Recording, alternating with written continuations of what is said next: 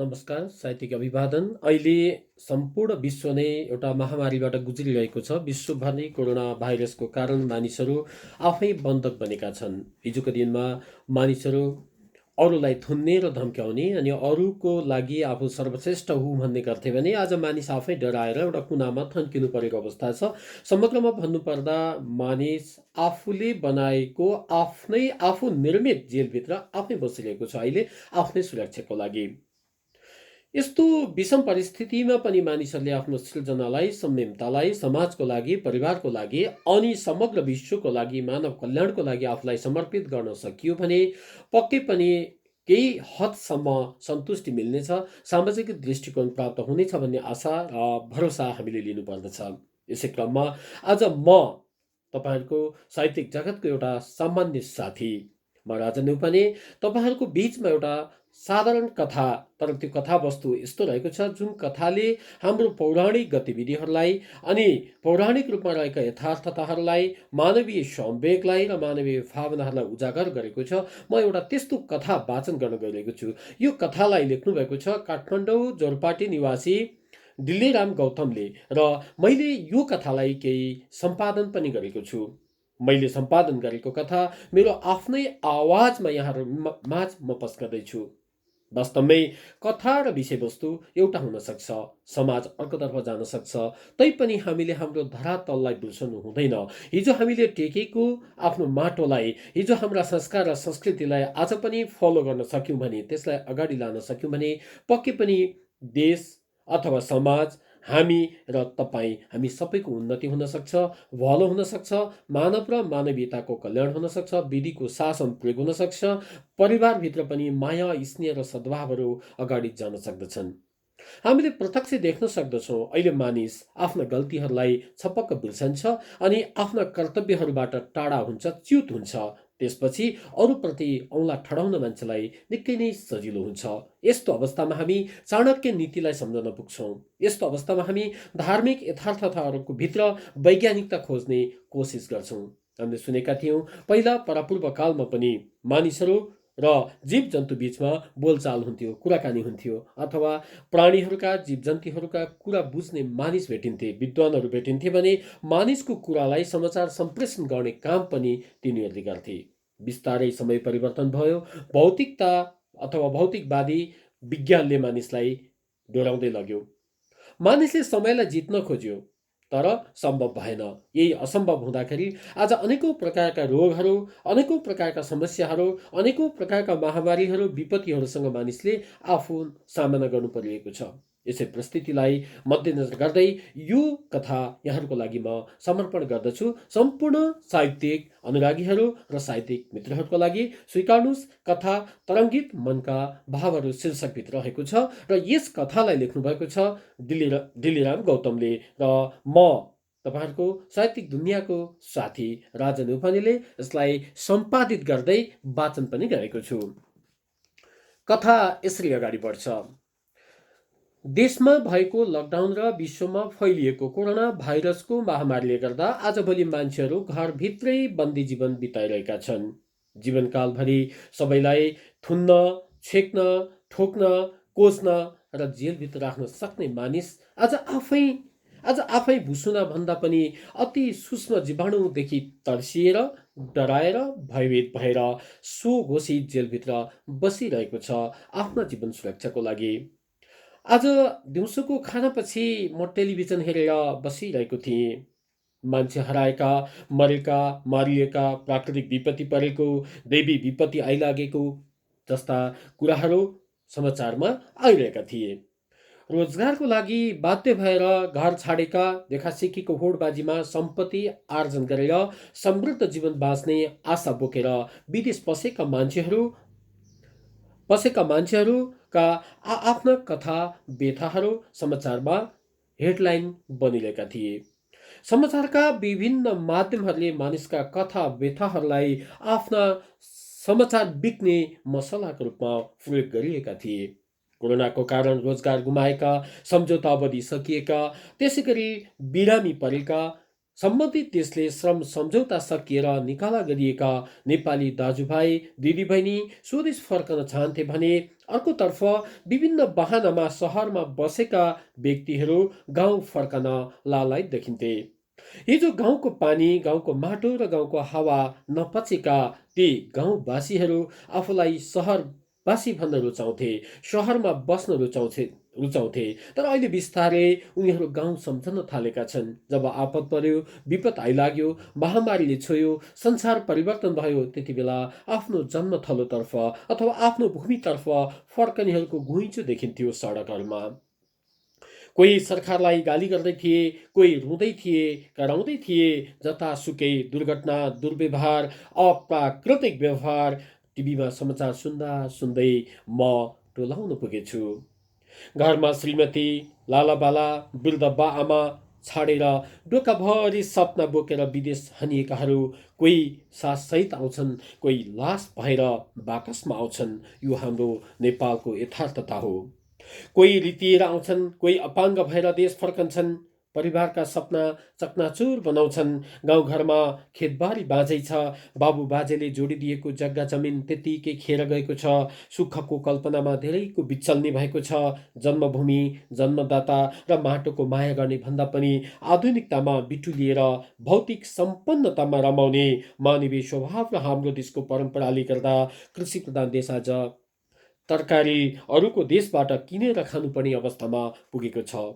ओहो, यो मेरो देशको दशा, हाम्रो भविष्य। म एकटकले टिभी निहाल्दै सोचमा डुबेछु। मेरो मानसपटलमा मैले नजिकबाट निहालेको सुन्दा गाउँ खाने कथा जस्तो लाग्ने, मैले नजिकबाट निहालेको सुन्दा गाउँ खाने कथा जस्तो लाग्ने अनुभूति खेल्न थाल्यो। ती अनुभवहरू उकुस मुकुस भएर बाहिर आउन थाले। मेरा बा आमा र म जन्मेको गाउँको एउटा घटनाले मलाई त्यो विगततर्फ तान्यो र हुत्याए पनि। उच्च खानदानी ब्राह्मण परिवार थियो त्यो। त्यस परिवारमा जन्मेका 4 भाइ छोरा हुर्कँदै गएका थिए। उनीहरूको घर परिवार हेर्दा लाग्थ्यो संसारको स्वर्गको टुक्रा नै त्यही हो र संसारको सबैभन्दा सुखमय जीवनशैली यिनीहरूको नै छ। विधिको विधान, समयको चक्र चल्दै गयो। कुल परम्परा अनुसार 4 भाइ छोराको विवाह गरेर सबैलाई सम्पत्ति भाग लगाएर अंश बन्न गरिदिएका थिए राम लखन काकाले। अंश लगाउने बेला छोराहरू बीच बाआमालाई कसले राख्ने, हेरविचार कसले गर्ने भन्ने कुरोमा निकै लामो छलफल भएको थियो। पालै पालो तर्केका थिए उनीहरू। कुनै छोरा पनि आफ्नो बाबा आमासँग बस्न तयार भएको थिएनन्। सम्पत्ति रोज्न तछाड मछाड गरेका थिए। कसले पहिला गोला तान्ने भनेर उनीहरूको होडबाजी चलेको थियो। तर बाबा आमासँग बस्न भने कोही पनि तयार थिएनन्। कान्छो छोराले म सानै उमेरको छु, मैले कमाउनु पर्छ, मेरो आम्दानी कम छ भन्दै आफूले कमाउनुको लागि विदेशी सेनामा भर्ती हुने इच्छा जाहेर गर्यो र ऊ विदेशतर्फ लाग्ने निर्णय गर्यो। त्यसै गरी साइलो छोरो पनि पैसा कमाउन जानुपर्छ, म विदेशतर्फ जान्छु रोजगारीको लागि, यहाँ बसेर के गर्न सकिन्छ र, नेपालमा के नै सम्भावना छ र, खायो पियो बस्यो सुत्यो बस यतिकै जान्छ जिन्दगी, म त बाबा आमा हेरेर बस्न सक्दिनँ, म विदेशतर्फ जान्छु भनेर ऊ विदेश लाग्छ। माइलो छोराले गाउँमा बसेर उन्नति हुन नसक्ने, प्रगति हुन नसक्ने कारण म गाउँ छोडेर सहरतर्फ जान्छु र सहरमा एउटा व्यापार व्यवसाय सुरु गर्छु, आफू बाबा आमासँग यहाँ गाउँमा बस्न सक्दिनँ भनेर निर्णय गर्छ र ऊ तुरुन्तै गाउँ छाड्छ।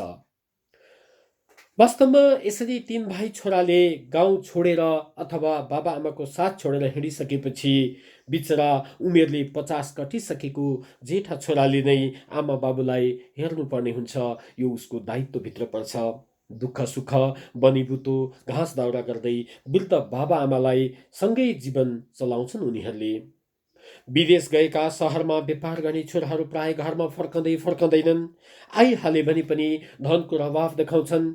अनि जहिले सुकै पनि कमाउन कठिन भएको, दुःखले बस्नु परेको, अनि त्यसै गरी समयले हामीलाई साथ नदिएको, व्यापार व्यवसाय नभएको जस्ता कुराहरू सुनाउँछन्। दाजु र बा आमाबाट बरु केही लाने, केही हसुर्ने प्रयत्न गर्छन्, तर बाबा आमालाई सेवात्मक रूपले केही दिने र हिजो यही दाजुले पढाइ लेखाइ गरेको थियो, यही दाजुले कमाइ धमाइ गरेको थियो, हुर्काउनको लागि हामीलाई साथ र सहयोग दिएको थियो भनेर दाजुलाई साथ सहयोग दिनुको साटो उनीहरूले उल्टै आफ्नो व्यवहार व्यवसाय नभएको, नोकरीबाट निस्कनु पर्ने अवस्था सुरुवात भएको र आफूलाई निकै दुःख भएको, त बाहिर बसेको भए पो तिमीलाई दुःख थाहा हुन्थ्यो भन्ने जस्ता वाक्यहरू प्रयोग गर्दछन्। यसबाट हामीले घरमा केही सहयोग गर्नुपर्दछ अथवा बाबा आमाको लागि हाम्रो पनि जिम्मेवारी छ भन्ने कुरा उनीहरूले बिर्सेका हुन्छन्। कहिले सोचेनन् यो कुरा उनीहरूले। बिचरा गाउँ घर, घाँस दाउरा, घर खेत गोठ गाउँ, वल्लो डाँडो पल्लो डाँडो गर्दै कहिले ती ठाउँहरूलाई नछाडेको जेठो छोरा उल्टै भाइहरूको दुःखलाई उनीहरूको कुरालाई पत्याएर सम्झाउँथ्यो र भन्थ्यो, एक दिन त समयले साथ दिइहाल्छ नि, हाम्रो पनि पालो आइहाल्छ नि, सुखका दिन आउँछन् नै, हामीले आतिनु हुँदैन भनेर उसले आफ्ना भाइहरूलाई सम्झाउने गर्थ्यो। भाइहरू भने पैसाको रबाब देखाउने वृद्ध बाआमा र दाजुलाई सहयोग गर्नुभन्दा पनि गाउँका क्लबहरूलाई लाखौँ लाख रुपियाँ चन्दा दिन्थे। यस अर्थले कि आफ्नो बाबा आमा र दाजुलाई पैसा दिएर आफ्नो ढुकुटे रित्याउनुभन्दा ती क्लबहरूलाई दान दिएपछि आफ्नो सधैँ जय जयकार हुने, आफ्नो नाम आउने र आफ्नो कुनै स्वार्थ पनि पूर्ति हुने उनीहरूको लक्ष्य थियो, विचार थियो र उनीहरूले त्यो कुरोमा निर्णय पनि गर्थे। त्यति मात्र होइन, उनीहरू त गाउँमा आएको बखत आफन्तहरूलाई जम्मा गरी गरी भोज भतेर पनि खुवाउँथे, पैसा उडाउँथे। यसरी समय बित्दै गयो। समयले कोल्टे फेर्यो। राम लखन काका धेरै अशक्त भइसकेका थिए। उनी वृद्ध अवस्थामा 8औं दशक उनले कटाइसकेका थिए। एक दिन उनी बोल्दा बोल्दै आँगनीमा ढल्न पुग्छन्। उमेरले डाँडा काटेका उनी अन्तिम घडीमा पुगेको कुरा उपस्थित भद्रभला आदमीहरूले भन्न थाल्छन् र सबैजनाले छोराछोरीहरूलाई खबर गरौँ भन्ने निर्णय गर्छन्। त्यसपछि चारै भाइ छोराहरूलाई खबर गरिन्छ। बाबा आमा जीवित छँदा लालन पालन नगर्ने अनि व्यापार व्यवसाय बिग्रन्छ, नोकरीबाट निकालिन्छ भनेर पन्सने छोराहरू खबर पाएपछि तुरुन्तै गाउँमा फर्कन्छन्, बाबाको अगाडि जम्मा हुन्छन्। हुन त रामलखन काकाको नाउँमा ठुलो पाटोको जिउनी खेत अझै बाँकी थियो। उहाँको नाममा त्यो खेत अझै बाँकी थियो अनि अहिले त्यही खेतबाट मोटर बाटो गएकोले त्यो खेत एकदमै अमूल्य पनि भएको थियो। हो, सायदै प्रदेश गएका छोरा अनि सहरमा बसेका छोरा आज गाउँ आएका छन्। राम लखन काकाको अगाडि छोराहरू बसेका छन्। हुनसक्छ बाबाको मायाले अथवा त्यस सडक पुगेको खेतको मायाले त्यो छोराहरूलाई नै जानुन्। चारै भाइ छोराहरू वरिपरि देखेर राम लखन काकाका आँखाभरि आँसु टम टिल पिल हुन्छन्। उनी आँखाबाट आँसु झार्दै इसाराले कलम र कापी माग्छन्। थर थर कामेका हातले उनीले आफू हाम्रो खेत नजिकैको घर भएको एकजना सुमन विकको घरमा पालेको सुँगुरको पाठो भएर यसपछि जन्मिने र आफ्नो पुनर्जन्म त्यहाँ हुने बताउँदछन्। उनीले भन्छन्, मैले मेरो खेतमा सुँगुर पस्दा मैले अपमान गरेको थिएँ, मैले नराम्रो वचन भनेको थिएँ। त्यति बेला त्यो सुँगुरनीले मलाई भनेकी थिइन्, तिमी मेरो गर्भमा जन्म लिँदैछौ, तिम्रो पुनर्जन्म मेरो गर्भबाट हुँदैछौ, मलाई किन तिमी हेला गर्छौ भनेर उसले भनेकी थिए। त्यसैले जब म त्यहाँ सुँगुरको पाठो भएर जन्मन्छु, त्यसपछि तिमीहरू त्यहाँ जानु, त्यहाँ गएर तिमीहरूले हेर्नु धेरै पाठाहरूको बिचमा जुन पाठाको टाउकोमा सेतो रौँहरू हुन्छ त्यो नै म हुनेछु। तिमीहरूले त्यसलाई किनेर घरमा ल्याउनु र मारिदिनु, ताकि उसलाई मारिसकेपछि मेरो सुँगुरको जुनी सकिन्छ, मैले त्यो जुनीबाट मुक्ति पाउँछु। मेरो लागि तिमीहरूले छोरा भएर यति काम चाहिँ गरिदिनु पर्छ भनेर बाबाले लेख्नुहुन्छ। चारै भाइ छोराहरू छक्क पर्छन्, एक अर्काको मुखामुख गर्छन्, अक्खन्न बक्क हुन्छन्। अनि बिचरा राम लखन काका भने यति बेला परलोक भइसकेका हुन्छन्, उनको सास उडिसकेको हुन्छ, उनको जीवनको यह लीला समाप्त भएको हुन्छ। केही समयपछि गाउँमा सुँगुरले बच्चा पायो, सुँगुर बिहायो। उनीहरू बाबुको अन्तिम इच्छा पुरा गर्नको लागि त्यहाँ सुमन विकाको घरमा गए, सुँगुरका पाठाहरू निहाल्दै गए। एउटाको शिरमा बाबाले भने जस्तै सेता रौँ भएको पाठो देखे। उनीहरूले त्यो पाठो किन्न सुमन बिकासँग निकै अनुरोध गरे। त्यति बेला सुमनले जवाफ दिएको थियो, एक त तिमीहरू ब्रह्माण्ड परिवारको मान्छे, सुँगुर छुन नै हुँदैन। अर्कोतर्फ यो सुँगुर लगेर तिमीहरूले पाल्ने त टाढैको कुरा। किन यो बालकलाई तिमीहरूले लान चाहन्छौ? भर्खरै जन्मिएको छ, यो आमाको दुध खाएर हुर्कने बेलाको सुँगुरको पाठोलाई लगेर तिमीहरूले बिजो कटाउन पाइँदैन। म तिमीहरूलाई यो दिन सक्दिनँ, कुनै हालतमा पनि म दिन्न भनेर उसले मान्दैन। त्यसपछि दोब्बर पैसा दिने अथवा चलेको चलन चल्तीको भन्दा निकै बढी पैसा दिने उनीहरूले आश देखाउँछन्। तैपनि सुमन विकले मानवीय व्यवहार सम्झेर अथवा उसभित्रको ईश्वरीय शक्तिले मानवीय व्यवहारले उसले त्यो नाबालक बच्चालाई, सुँगुरको बच्चालाई उनीहरूको साथमा दिएर पठाउँदैन र उसले भन्छ, ठिक छ, यसलाई लिनको लागि यो हुर्केपछि, यो आफै खान सक्ने भएपछि, आफै चल्न सक्ने भएपछि लगभग 6 महिनापछि तिमीहरू आउनु भनेर घरबाट बिदा गर्छ। 6 महिनापछि उनीहरू गएर अनुनय विनय गर्छन् फेरि त्यो पाठो किन्नको लागि र आफ्ना बाबुको अन्तिम इच्छा पूरा गर्नको लागि। बिचरा 6 महिनापछि उनीहरूले त्यो पाठोलाई किनेर घरमा ल्याउँछन्। बाबुले भने अनुसार काट्नलाई ठिक्क पार्छन्। बलियाहरूको पन्जामा परेको त्यो निरीह पाठोले खुट्टा लमतन्न पारेर माटोमा अक्षरको आकृति बनाउँदै केही लेखिरहेको उनीहरूले देख्छन्। उनीहरूले देखे त्यहाँ लेखिएको थियो, अक्षरको आकृति बनेको थियो, किन मलाई मार्छौ मानव हो? किन मलाई मार्न चाहन्छौ तिमीहरू? म जस्तो निर्दोष प्राणीलाई, म जस्तो निर्दीप जीवलाई मारेर तिमीहरूले के प्राप्त गर्छौ? किन हत्याको यो दोष आफ्नो शिरमा बेहोर्छौ? मलाई जीवनदान दियाओ, म बाँच्न चाहन्छु, मलाई नमार भनेर उसले अनुनय विनय गरेको भाषा लेखेको पढ्छन् उनीहरूले। पाठोलाई उनीहरूले आफ्ना बाबुले अन्तिम समयमा लेखेर दिएको भनेको कागज उसको अगाडि देखाउँछन्। यसरी उसको अगाडि त्यो कागज देखाइसकेपछि त्यो पाठोले भन्न थाल्दछ, हो, यो कुरा सत्य हो, म नै तिमीहरूको बाबु हुँ।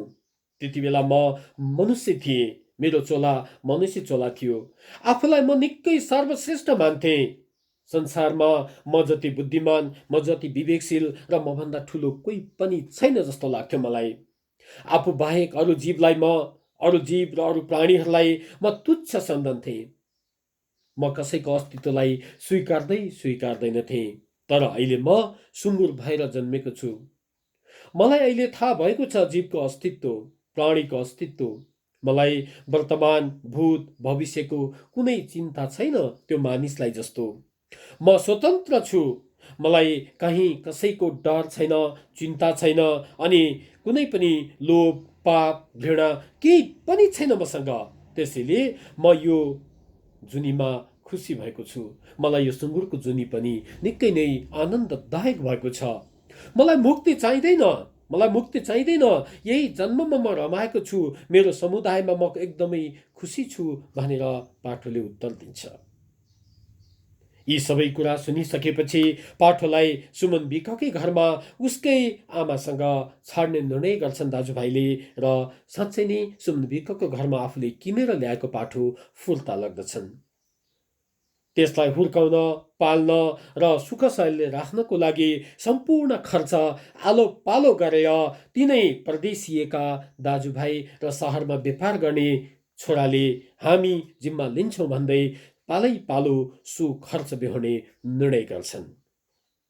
यसरी राम लखन काका सुँगुरको जुनीमा प्रवेश गरे पनि जीवन बाँच्न सक्ने अवस्थामा पुग्छन्। साँच्चै भन्ने हो भने कस्तो खालको सहमति हो यो? कस्तो खालको सम्झौता हो? कस्तो सोच, कस्तो अचम्म! बाँचुन्जेल पानीसम्म पनि नखुवाउने अनि कुनै खर्च र दायित्वको जिम्मेवारी पनि नलिने छोराहरू बाबु मरेपछि अर्को जुनी लिएको सुँगुरको पाठोलाई पाल्न, हुर्काउन, उसलाई सुख सयल दिन र बाबुको नाममा पिण्ड पानी दान गर्न तयार भएका छन्। धिक्कार छ ईश्वर, तेरो संरचना पनि। मानिस र मानवीयतालाई तैले यसै गरी व्याख्या गरेको छस्। म भित्रभित्रै आँतिन्छु, भित्रभित्रै म सोच्न पुग्छु। मेरो अन्तर हृदय थर थर कापिरहेको हुन्छ। ओहो, टेलिभिजनमा त समाचार सकिएर अर्को कार्यक्रम आइरहेको रहेछ। म त कता कता पुगेछु। हुन त हाम्रो देशको परिस्थिति पनि त यस्तै छ नि। हामी पनि कतै राम लखन काकाका छोराहरू जस्तै भनेका त छैनौँ। सत्ययुगमा मान्छे र जनावरको समेत वार्तालाप हुने, पशु पक्षीको भाषा समेत मान्छेले बुझ्ने र मान्छेका चिठी पत्रहरू आदान प्रदान पशु पक्षीहरूले प्राणीहरूले गरिदिने हामीले सुनेका र देखेका थियौँ। मान्छे आफ्नो अस्तित्व बाहेक अरूको अस्तित्वलाई स्वीकार्दैन थियो। यो तथ्य पनि हो। के आज हामीले यो बिर्सेका हौँ त? धन, मान, प्रतिष्ठा र इज्जतको लागि आज मान्छे जन्मथलो र जन्मदातालाई छाडेर लाहुर पस्छ। धन कमाउँछ, इज्जत बटुल्छ, तर मानवीयता बिर्सेर राम लखन काकाका छोराहरू जस्तै भएर घर फर्कन्छ। के साँच्चै राम लखन काकाको छोराहरूको जस्तै अवस्था आउने हो त अब? म आफैसँग तरङ्गित हुँदै निकै प्रश्नहरू सोध्न पुग्छु। मेरो मन र मस्तिष्क उडिरहेको हुन्छ। श्रीमतीले चिया पिउनुस्, अझ के सोचिरहनु भएको छ? यति लामो समयदेखि भन्दा पो म झसङ्ग भएछु र छक्क परे आफ्नो मन नेपथ्यमा उडेको देखेर। हस्, धन्यवाद, नमस्कार। यो कथाको विषयवस्तु यहाँलाई कस्तो लाग्यो र यो विषयवस्तुले दिन खोजेको विषय र प्रसङ्ग मानिस र मानिसका विधि व्यवहारहरू, धर्म, संस्कार, संस्कृतिभित्र रहे नरहेको एउटा सानो उदाहरण भएको पनि यहाँहरू समाज म अनुरोध गर्न चाहन्छु र प्रतिक्रियाको लागि अपेक्षा पनि गर्दछु। हस्, नमस्कार, जय साहित्य।